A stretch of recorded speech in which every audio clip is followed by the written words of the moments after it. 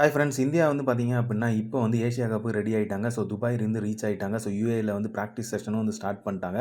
So அவங்க வந்து பார்த்தீங்க அப்படின்னா, ஃபுல் அண்ட் ஃபுல் வந்து எல்லாருமே வந்து பிராக்டிஸ் செஷனில இறங்கியிருக்காங்க. ஸோ இந்த ஏசியா கப் பார்த்தீங்க அப்படின்னா, 2020 மேட்ச் வந்து இப்போ தான் விளையாட போகிறாங்க இந்தியன் டீம். ஸோ இதில் வந்து மிகப்பெரிய எதிர்பார்ப்பு இருக்குது இந்தியன் டீமோட பெர்ஃபார்மன்ஸ் எப்படி இருக்குன்ட்டு. ஏன்னா ஃபுல் யங்ஸ்டர்ஸ் தான் வந்து களம் இறங்க போகிறாங்க.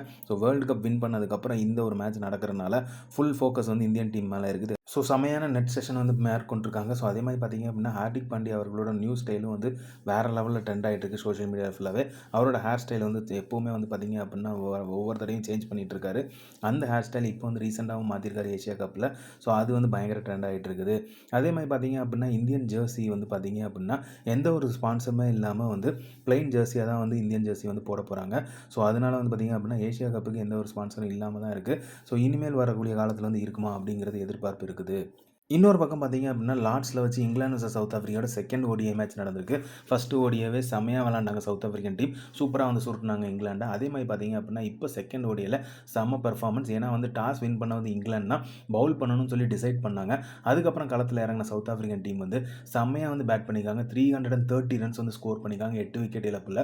அதுலேயும் பார்த்தீங்க அப்படின்னா, முக்கியமாக வந்து பெர்ஃபார்ம் பண்ணது யாருன்னு பார்த்தீங்க அப்படின்னா, மேத்யூ பிரிட்ஸே அப்படிங்கிறவர் நல்லா விளாண்டுருக்காரு. 77 பந்துகளில் 85 ரன்கள் எடுத்திருக்காரு. அதே மாதிரி பார்த்தீங்க அப்படின்னா, கிறிஸ்டியன் ஸ்டப்ஸ் அவரும் வந்து பார்த்தீங்க அப்படின்னா 58 ரன்ஸ் வந்து ஸ்கோர் பண்ணார் 62 பால்ஸில். எய்டன் மார்க்கம் வந்து 49 ரன்ஸ் ஸ்கோர் பண்ணியிருக்காரு 64 பால்ஸில். ஸோ இவங்க ரெண்டு பேரோட பார்ட்னர்ஷிப் மேத்யூ பிட்ஸ்கேவும் எய்டன் மார்க்கமோட பார்ட்னர்ஷிப் சூப்பராக இருந்துச்சு ஓப்பனிங்கில். ஸோ தரமாக விளாண்டாங்க. அதேமாதிரி இங்கிலாந்து பவுலிங் செஷன் பார்த்தீங்க அப்படின்னா, ஆர்ச்சர் அவர் வந்து சூப்பராக வந்து பவுல் பண்ணார்.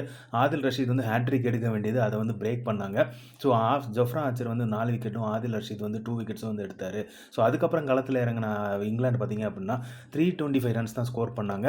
ஜஸ்ட் வந்து லாஸ்ட் ஓவரில் பயங்கர த்ரில்லராக வந்து சவுத் ஆஃப்ரிக்கா வந்து வின் பண்ணாங்க. ஸோ ஜாஸ் பட்லர் வந்து சூப்பராக ஸ்கோர் பண்ணார் 61 ரன்ஸ் எடுத்தார் 51 பால்ஸில். ஜோ ரூட் சூப்பராக நிதானமான ஒரு ஆட்டத்தை வந்து வெளிப்படுத்தினார் 61 ரன்ஸ் எடுத்தார் 72 பால்ஸில். அதுக்கப்புறம் பார்த்தீங்க அப்படின்னா ஜாக்கப் பெத்தல் அவர் வந்து நல்லா விளாண்டார். ஸோ 58 ரன்ஸ் எடுத்தார் 40 பால்ஸில். ஸோ இவர் வந்து கொஞ்சம் ஈஸியாகவே வந்து ஸ்கோரை வந்து எடுக்கணும்னு சொல்லிட்டு எடுத்துகிட்டு போனார். பட் ஆனால் பார்த்தீங்க அப்படின்னா அவங்களோட பவுலிங் வந்து நல்லா இருந்துச்சு. ஸோ பர்கர் அவர்கள் வந்து 3 விக்கெட்ஸ் வந்து எடுத்தார். அதுக்கப்புறம் கேசவ் மகாராஜும் சூப்பரான இம்பார்ட்டன்ட் விக்கெட்ஸ் வந்து எடுத்தார். ஸோ அதுக்கப்புறம் பார்த்தீங்க அப்படின்னா போஷ் அவர்கள் 1 விக்கெட் எடுத்தார். ஸோ கடைசி நேரம் விறுவிறுப்பாக போச்சு. ஜோஃப்ரா ஆர்ச்சர் அவர்கள் வந்து கண்டிப்பாக முடிச்சிருவார் அப்படிங்கிற மாதிரி தான் தோணுச்சு. பட் ஆனால் வந்து 5 ரன்ஸ் வித்தியாசத்தில் வந்து சவுத் ஆஃப்ரிக்கா வந்து ஈஸியாக வின் பண்ணிட்டாங்க.